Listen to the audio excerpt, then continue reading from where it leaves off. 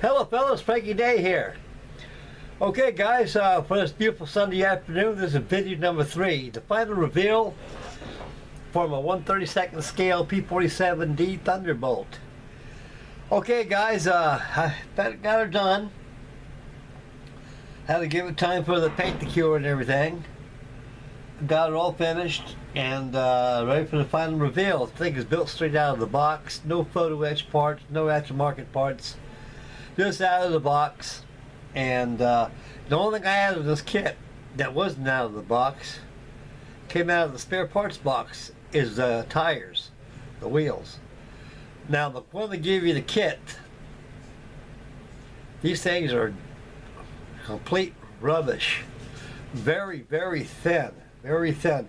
They weren't wide like the way they're supposed to be. They're very thin, and they had no scale, no umph to it at all. So I discarded that. So I went ahead and pirated 2 old tires off a Monogram B17, 1/48 scale. And I cleaned them up, primed them, repainted them up, and added them in place of the kit's tires. And number 2 conversion we did in this thing is that early P47 Thunderbolts had problems when they came in for landing. Sometimes the empennage where the rudder joins the fuselage would break, almost similar to that of the Focke-Wulf 200 Condor bomber, when they had a lot of problems with it because the back would break. So what they did, the went to the later D models, they put a spleen, a dorsal fin, adjacent all the way to the leading edge of the vertical stabilizer, all the way down to the fuselage, reinforcing the area to keep it from doing that. Then it became the end model. These things had one hell of an engine. It had a Pratt Whitney Wasp 2800 horsepower motor. These things were very, very powerful engines. And the P47 Thunderbolt was probably one of the first pursuit ships that the Army Air Corps really had. That actually they had a lot of possibilities of winning superiority of air superiority over Nazi Germany. That's because of they had fast speed. They had the armament. These things were built very, very tough. And that's all we had at the time until the P-51 Mustang came to view. And even when the Mustangs came out, they never did make the P-47 obsolete. And so the P-47 actually served throughout the whole war. It was more or less used in the European theater. And a lot of them were stationed in Italy during the war. And they're very colorful pea shooters. They were. Some had red cowling, some had blue, some had yellow, and some had checkerboards, and some were just natural aluminum. And so they had a splendid bunch of colors. Now, I was inspired by watching that movie called Fighter Squadron, like I mentioned in the last 2 videos, with the Edmund O'Brien and Robert Stack. And that Fighter Squadron, they had this beautiful looking P47 Thunderbolts, and they kind of inspired me in painting it. So I painted it like one of them in the movie, and as you can see right here next to me. And it was a good kit, guys. This is an old 1971 Revell classic kit that's been reboxed several times by Revell. This is the History Makers kit. I think it's an 80s kit. I think I bought this back in KB Hobbies back in 1980s. 84, 85, somewhere around there, and very cheap back then, $2 or $3 they cost. It weren't very much, and been around for a long time. Of course, Rosie Riveter always leaves a trademark for the kits in the nifty 50s and 60s. All the rivets they put in these things, so they got to be toned down using wet and dry sandpaper. So I went over it and gave it toned down the rivets on this thing. They still stick up. You still see them in the video, but they're not as high as they were before. They're very low relief. So like I say, guys, you get these old Revell kits, like this old clunker right here I just finished. Make sure you tone down those rivets a lot. And there are some few recessed panel lines that can be done with wash. So I added a little bit of wash on this thing. It's very subtle, very subtle. Because when I've seen in the movie, these things weren't too dirty. They're pretty well taken care of. And so I took care of this build too as well. Okay, we'll take the camera, we'll swing it around, and we'll take a look at this thing, and we'll spin the Lazy Sue's around and talk about the model and what's been done on it. Here she is right there, guys.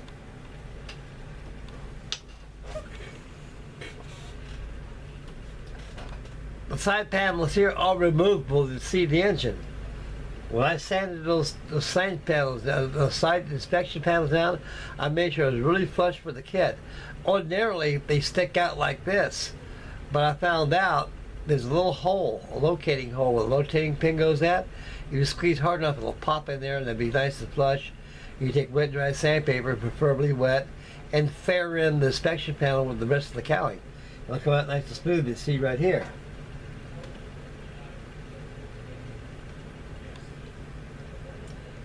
This is a beautiful looking airplane.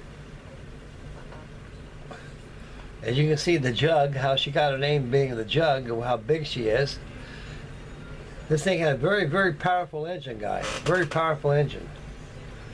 And I think they had either 2,000 horsepower or 2,800 horsepower. Pratt Whitney. About the same kind of engine they put in the GBR1 and R2.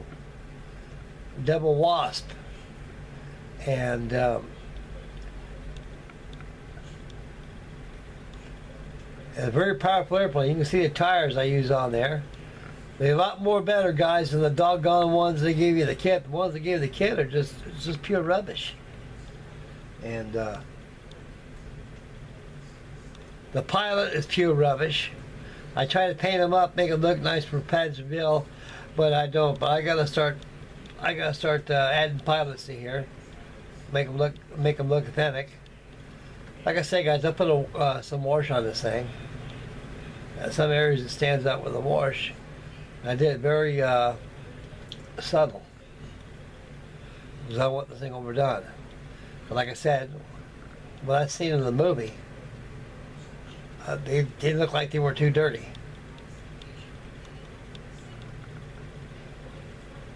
That 110-gallon fuel tank in the belly right there, the belly tanks. I gave a little bit of wash around there. You can see where the support bands on there have been a little bit of wash right there. Undercarriage is painted chromate green. You see the suppressions in the oleo. And we'll go a little closer right there.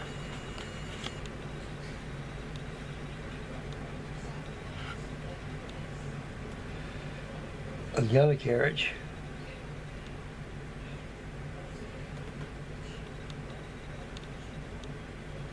Wheel wells are pretty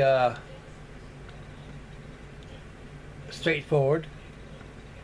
They're pretty detailed, not too bad. Depends on how much you want to do in this thing, guys. This kit leaves a lot of options. With aftermarket parts, you make this kit scream alive a lot better than what it is now. But I more or less built this thing out of the box, and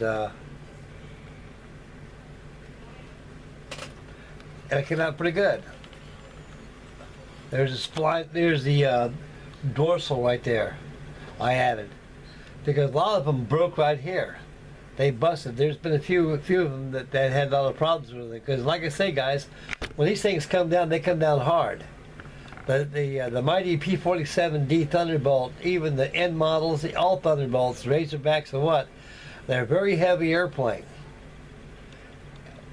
And being a heavy aircraft as it is, when they come in for landing, they're pretty. They hit the runway pretty hard. And the tail comes down pretty quick, and that's probably caused a lot of stress fractures on the empennage of the longerons, and it causes it to break like it is. But in general, guys, this is a beautiful airplane. I love this airplane, and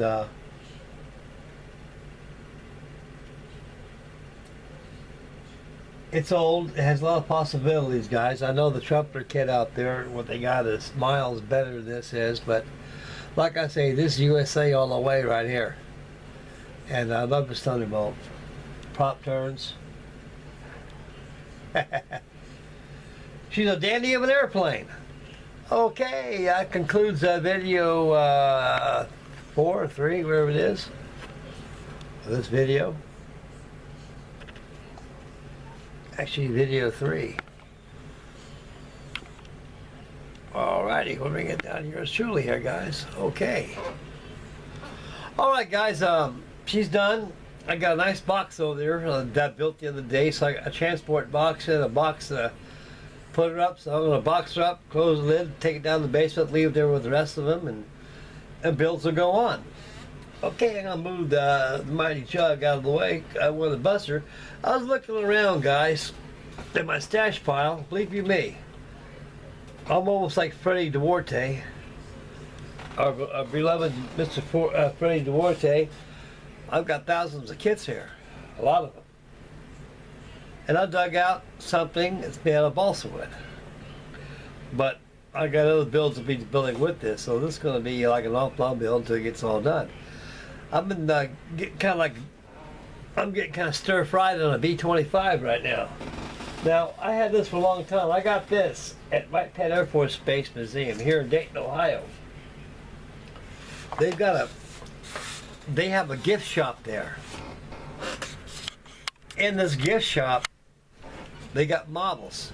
Because you got a lot of tourists. You got people all over the world that come there to see real aircraft displayed there. It's a museum.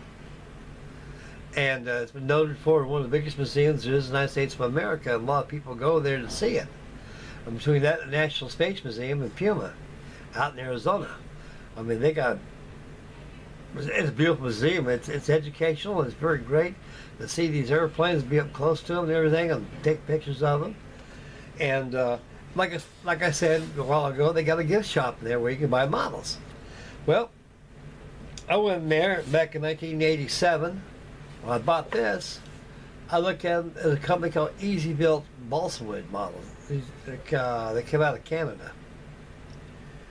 And primarily, you know, I'm not trying to knock their kits, but I had a few before that I started building them. And most of them are very early designs, like from the 1930s. And anybody who's meticulous out there in building balsa wood models, even building their own balsa wood designs, find these kits junk. But to me, that's the kind of design it was for that era of time. And some of the kits are very good kits. Now, I built a few before that are very excellent kits, or good kits, easy built kits. Well, here's one here I'm thinking about building, messing around with. This is the Easy Built B-25 Mitchell. This has a wingspan of 38 inches. And what I can see, I've seen the built up one of this kit before. Plus, the rolled plans they got, it builds up to be a pretty good detailed Mitchell model. It's going to be big, really huge. But I might be able to start work on this a little bit here and there. And I might just go ahead and say, well, heck with that, go to something else.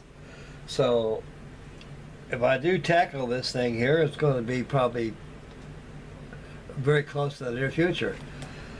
And I got my Vulcan bomber, my Airfix. I'm thinking about jumping on that, getting that thing started. And I got other ones over there calling on me. So I'll surprise you with a mystery video on what's on the bench I'll be doing next. So I got the Tippy. Going preparations of the Tippy video. I've been working on that the last 2 days. Excuse me, guys. And I got the Canberra. I need to get the black done on her, decals and washes on her, and get it all done. And the video of that will be, the final reveal will be that, it'll be next. So I should have the final reveal on that probably Tuesday. Tuesday, I'll have the final reveal on the Canberra. And that's the Canberra's all done. All that's left is the Tippy, and maybe I'm gonna get cracking this Mitchell bomber. Just tell me what you guys think, you know. And so anyway, I got that Vulcan bomber I like to work on. I know a lot of you out there say, Frank, get that Vulcan shaking, get that Vulcan going. So I may just go ahead and start on that too. So anyway, this concludes video 3 from a Revell 1/32 scale P47 Thunderbolt. And I'm going to box her up, set her down below, and probably start that Vulcan kit. Okay guys, this is Frankie Day signing off. Happy wife, happy life. Make mama happy always. Please subscribe, build on. And happy modeling, guys. God bless you guys. Thank you very much for viewing this video and this beautiful build on my Revell Thunderbolt. This is Frankie Day signing off. And God bless you guys. We'll catch you on the final reveal on the Cabra by Airfix 1/48 scale. So that's shaking your way, boys. Take care, guys.